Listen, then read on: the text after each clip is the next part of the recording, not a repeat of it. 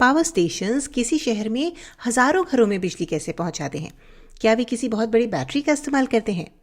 नहीं, वे ऐसा एक बड़े से टरबाइन को घुमाकर करते हैं। टरबाइन कुछ ऐसी दिखती है और ऐसे टरबाइन को घुमाने के लिए कुछ पावर स्टेशन बहुत गर्म भाप का स्टीम का उपयोग करते हैं जो टरबाइन पर पड़ती है और उसे घुमाती है। इसके अलावा हम गिरते हुए पानी की ऊर्जा का उपयोग भी कर सकते हैं। या एक और उदाहरण ये हो सकता है कि हम इन्हें विशाल पवन चक्कियों के विंडमिल्स के अंदर फिट कर दें और हवा को इन्हें घुमाने का काम करने दें। हम इनमें से कोई भी तरीका चुनें, हमें बस एक बड़ी टरबाइन को घुमाना है। लेकिन किसी चीज़ को घुमाने से बिजली या इलेक्ट्रिसिटी कैसे बनती है? तो यह तकनीक विद्युत चुंबकीय प्रेरण इलेक्ट्रोमैग्नेटिक इंडक्शन पर आधारित है, जिसकी खोज माइकल फैराडे नामक वैज्ञानिक ने 200 साल से भी पहले की थी।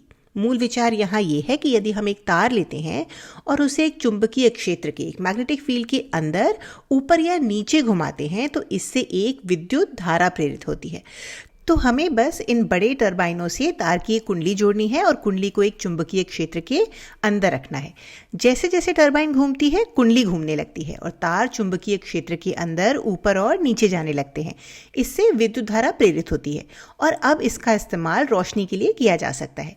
इन उपकरणों को विद्युत जनित्र या इलेक्ट्रिक जनरेटर कहा जाता है। ये घूमने वाली यांत्रिक ऊर्जा को, मैकेनिकल एनर्जी को विद्युत ऊर्जा यानी इलेक्ट्रिकल एनर्जी में बदल देते हैं। तो चलिए अब इसके बारे में विस्तार से देखते हैं।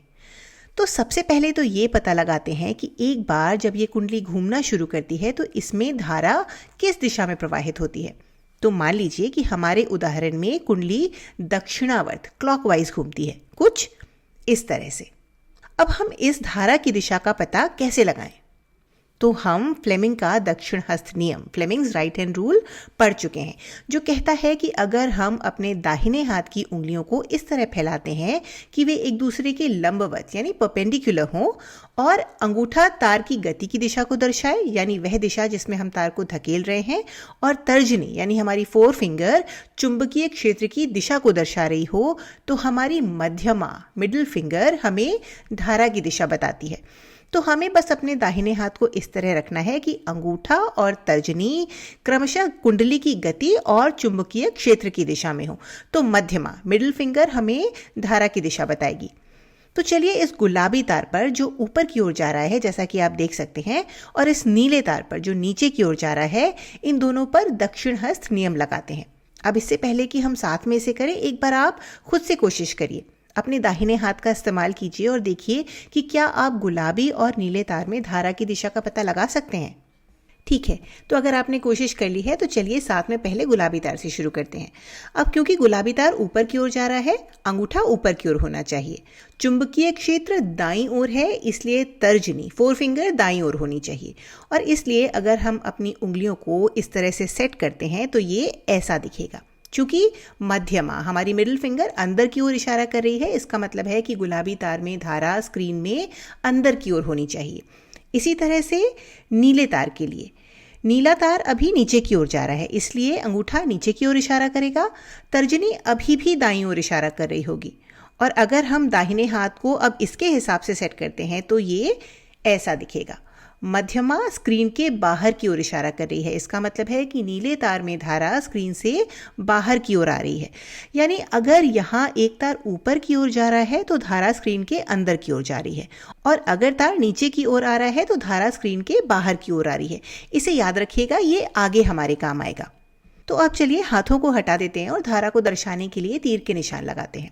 और अब हम अंदाजा लगा सकते हैं कि बाकी तारों में धारा किस दिशा में होगी।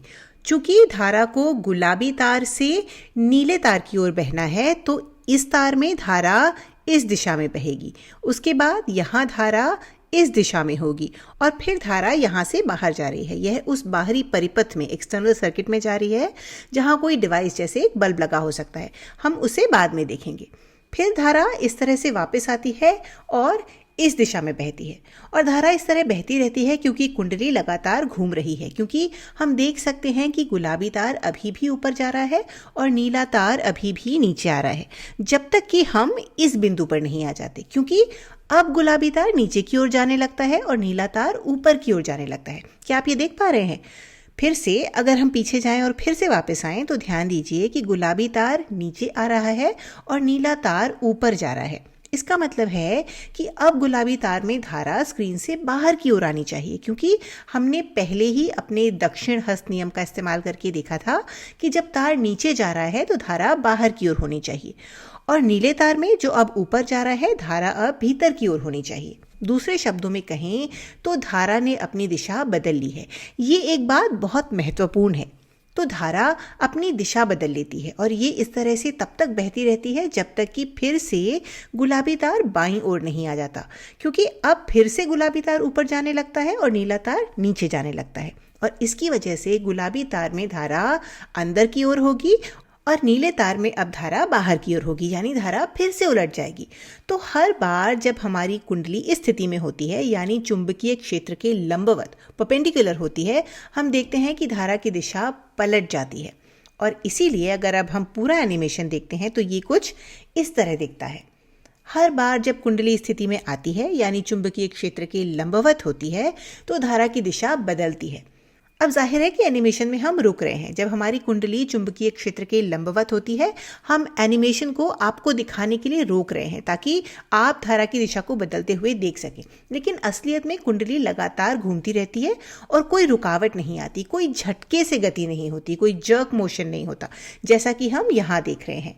अब अगला सवाल जो हमारे मन में आ सकता है वो ये है कि हम इस कुंडली को बाहरी परिपथ से, एक्सटर्नल सर्किट से कैसे जोड़ें। जैसे मान लीजिए एक बल्ब से हमें इसे जोड़ना हो तो कैसे करें। वैसे हम इसे सीधे भी जोड़ सकते हैं, है ना। तो चलिए देखते हैं कि अगर हम परिपथ को सीधे जोड़ते हैं तो क्या प्रॉब्लम होगी। धारा बहेगी, उसमें कोई समस्या नहीं है, लेकिन जैसे जैसे कुंडली घूमना शुरू करती है, ध्यान दीजिए कि तार मुड़ने और उलझने लगते हैं, तो ये एक प्रॉब्लम हो जाएगी। तो इससे बचने के लिए हम तारों को सीधे नहीं जोड़ेंगे, इसके बजाय हम ब्रश और सर्पी वलय यानी स्लिप रिंग्स वाली एक व्यवस्था का इस्तेमाल करेंगे। ये कुछ इस तरह दिखता है। तो मूल रूप से हमारे पास धातु के दो छल्ले हैं, एक गुलाबी और एक नीला। और जो बात आप यहाँ चित्र से शायद ना समझ पा रहे हों वो ये है कि हर रिंग केवल एक ही तार से जुड़ी है। तो गुलाबी रंग केवल बाएं तार से जुड़ी है और नीली रिंग केवल दाएं तार से जुड़ी है, और ये तार कार्बन ब्रश से जुड़े हैं जो कि चालक भी होते हैं, और वे बस इन रिंग्स को छू रहे हैं ताकि धातु का संपर्क बना रहे, लेकिन वे इनसे चिपके नहीं हैं। तो अभी एक संपर्क है, परिपथ पूरा हो गया है, और इसके परिणाम स्वरूप धारा नीले रिंग से बाहर आती है, जैसा कि आप देख सकते हैं इस तरह चलती है, और फिर धारा गुलाबी रिंग में प्रवाहित होती है और इस तरह जाती है। और जब कुंडली घूमना शुरू करती है, जैसा कि हम देख सकते हैं, रिंग्स भी कुंडली के साथ साथ घूमती हैं, और चूंकि ये ब्रश रिंग से चिपके नहीं है, इसलिए रिंग्स बस ब्रश से फिसलती रहती हैं, स्लिप होती हैं। यही कारण है कि इन्हें स्लिप रिंग्स कहा जाता है। इसके परिणाम स्वरूप ब्रश नहीं घूमेंगे, जिससे तारों के मुड़ने और उलझने की समस्या हल हो जाती है, और हर समय एक विद्युत संपर्क, इलेक्ट्रिकल कॉन्टैक्ट भी बना रहता है। अब एक बार जब हमारी कुंडली इस स्थिति में आ जाती है तो हमने देखा है कि धारा उलट जाती है, रिवर्स हो जाती है। तो अब धारा गुलाबी रिंग से बाहर निकलेगी, इस तरह जाएगी बल्ब से होकर, और उसके बाद नीले रिंग में प्रवेश करेगी। तो हर आधे चक्कर के बाद बल्ब से बहने वाली धारा भी उलट जाती है। मान लीजिए कि जब धारा इस तरह बह रही है तो यह बल्ब नीले रंग में चमकता है, और मान लीजिए कि जब धारा उलटती है, इस तरह बहती है, तो यह बल्ब पीले रंग में चमकता है। और अब अगर हम पूरा एनिमेशन देखते हैं तो यह कुछ इस तरह दिखेगा। और इस तरह हमने सफलतापूर्वक अपना जनित्र या जनरेटर बना लिया है। और जो बात यहाँ देखने में रोचक है वो ये है कि इस जनरेटर से निकलने वाली धारा लगातार अपनी दिशा बदल रही है। ऐसी धारा को प्रत्यावर्ती धारा, ऑल्टरनेटिंग करंट या एसी कहा जाता है। और ये सुनने में थोड़ा अजीब लग सकता है, लेकिन बात ये है कि जब हम बिजली को लंबी दूरी तक भेजना चाहते हैं, जैसे पावर स्टेशन से हमारे घरों तक, तो दिष्ट धारा, डायरेक्शनल करंट या डीसी की तुलना में प्रत्यावर्ती धारा या एसी के कुछ बहुत बड़े फायदे हैं। और इसी कारण से हमें अपने घरों में जो धारा मिलती है, हमें अपने घरों में जो बिजली, जो इलेक्ट्रिसिटी मिलती है, वो सब एसी है। और इन जनरेटर्स को एसी जनरेटर्स कहा जाता है। अंत में क्या होगा अगर हम एक डीसी जनरेटर बनाना चाहें, जहां हम ये नहीं चाहते कि धारा की दिशा बदले, हम चाहते हैं कि ये हमेशा एक जैसी बनी रहे, मान लीजिए कि इस दिशा में, तो हम वो कैसे करेंगे? तो उसे बनाने के लिए चलिए पहले इन रिंग्स को हटा देते हैं। ठीक है, तो अब ये सुनिश्चित करने के लिए कि धारा की दिशा समान रहे, हमें ये चाहिए होगा कि ये ब्रश हर आधे चक्कर के बाद इन तारों के बीच लगातार संपर्क को, कांटेक्ट को बदलते रहें। चलिए देखते हैं क्यों। तो अगर हम चाहते हैं कि धारा इस तरह बहे, तो अभी इस स्थिति में हम इस ब्रश को इस तार से यानी गुलाबी तरफ जोड़ सकते हैं ताकि धारा इस तरह बहे और बाहर आए। लेकिन जैसे ही ये कुंडली घूमती है, ध्यान दीजिए कि एक बार जब यह इस स्थिति में आ जाती है तो हमने देखा है कि धारा उलट जाती है, और इसलिए अब धारा को एक ही दिशा में बनाए रखने के लिए हमें अब इस ब्रश को इस तार के संपर्क में लाने की ज़रूरत होगी जो कि नीली तरफ है ना। और फिर से एक बार जब हम इस स्थिति में आ जाते हैं तो धारा फिर से पलट जाती है, धारा उल्टी बहने लगती है, और फिर से हम चाहेंगे कि यह ब्रश इस तरफ के संपर्क में आए। तो इसके परिणाम स्वरूप हम ये देख पा रहे होंगे कि हर आधे चक्कर के बाद हम ये चाहते हैं कि ये संपर्क, ये कांटेक्ट बदलता रहे। लेकिन हम ये कैसे सुनिश्चित करें कि ये अपने आप हो जाए, हमें करना ना पड़े? तो हम विभक्त वलय या स्प्लिट रिंग्स को जोड़ करके ऐसा कर सकते हैं। स्प्लिट रिंग्स, जैसा कि नाम से ही पता चलता है, एक रिंग है जो बीच में विभाजित होती है, स्प्लिट होती है, जिससे बीच में कुछ स्थान वाली हमें दो आधी रिंग्स मिलती हैं। अब चलिए देखते हैं कि ये व्यवस्था हर आधे चक्कर के लिए अपने आप कांटेक्ट को कैसे बदलती है। तो अभी ये ब्रश गुलाबी तरफ के संपर्क में है, लेकिन जैसे जैसे कुंडली घूमती है और इस स्थिति में आती है, धारा उलट जाती है, और अब ध्यान दीजिए कि ब्रश नीली तरफ के संपर्क में है, जिससे ये सुनिश्चित होता है कि धारा अभी भी बल्ब या परिपथ से एक ही दिशा में बह रही है। फिर से जैसे ही कुंडली अब स्थिति में आती है, एक और आधा चक्कर पूरा करते हुए फिर से ध्यान दीजिए कि इसने अपना कांटेक्ट बदल लिया है। ये अब गुलाबी रिंग के संपर्क में है जो गुलाबी तरफ जुड़ा है, और इस तरह अब हमने अपना डीसी जनरेटर बना लिया है, जहां धारा किसी भी बाहरी परिपथ के माध्यम से केवल एक ही दिशा में बहती है। और यह व्यवस्था जो अपने आप संपर्क बदलने में हमारी मदद करती है, उसे हम दिक् परिवर्तक या कम्यूटेटर्स कहते हैं। तो स्प्लिट रिंग्स कम्यूटेटर्स की तरह काम करती हैं। तो इस वीडियो में हमने सीखा कि यदि हम एक कुंडली लेते हैं और उसे एक चुंबकीय क्षेत्र में घुमाते हैं, तो विद्युत चुंबकीय प्रेरण के, इलेक्ट्रोमैग्नेटिक इंडक्शन के कारण उस कुंडली में एक धारा उत्पन्न होती है। अब धारा की दिशा इस बात पर निर्भर करती है कि तार ऊपर जा रहा है या नीचे जा रहा है, और इसके परिणाम स्वरूप हर आधे चक्कर के बाद हम देखते हैं कि धारा की दिशा बदलती रहती है।